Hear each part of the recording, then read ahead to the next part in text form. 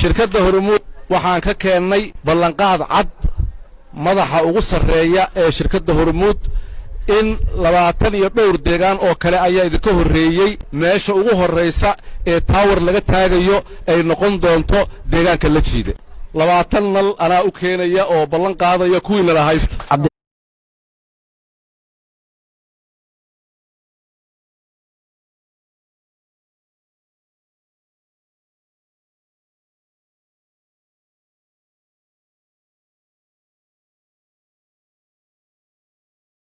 maan iyo sharaf iyo wanaag iyo ciise iyo mukarram ba uga haynaa shirkadda Hormuud sida cabashadayadii ay kaga soo jawaabtay ayadoo walaalnimo iyo wanaag iyo qurux aan u hayno deegaanka la jiide isla markaasna baahidaan u qabnay shirkadda Hormuud ay naga bixisay Hormuud waa horyaalka dalka waa dhismaha dalka waa dhaqaalaha dalka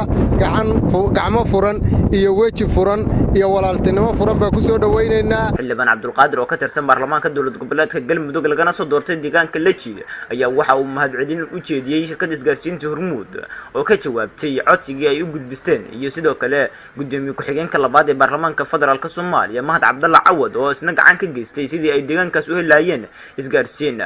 maanta waxaan joognaa deegaanka la jiide khaasatan meesha aan taagannahay waa goobtii lagu wareejiyay shirkadda Hormuud oo ay la wareegeen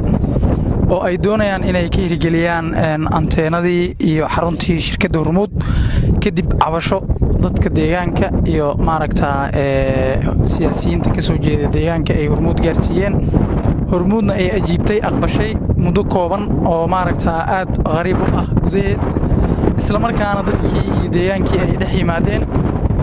meeshii ay rabeen inay ka hirgeliyaan anteenadana ay cabirteen oo la wareegeen waxaan uga mahadcelinaynaa shirkadda Hormuud iyo xildhibaanka federaalka ee ka soo jeeda deegaanka la jiide gudoomiye Mahad Cabdalla Cawad waxaan aad iyo aad ugu mahadcelinaynaa shirkadda Hormuud oo baryahan oo dhan aan ka wada shaqaynaynay sidii ay uga hawlgeli lahayd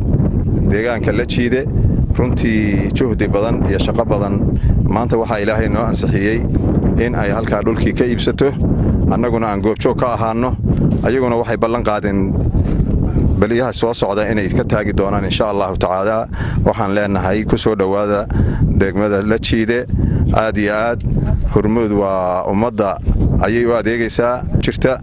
dadkana waxaan kula dardaarmayaa deegaanka hanti ayagu ay leeyihiin oo mas'uuliyad ka saaran tahay inay tahay in ay arintaas amnigeeda horumarkeeda iyo tixgelinteedaba inay u istaagaan insha Allah tacaala wax allaala wixii ka hooseeyo ay ku soo baxa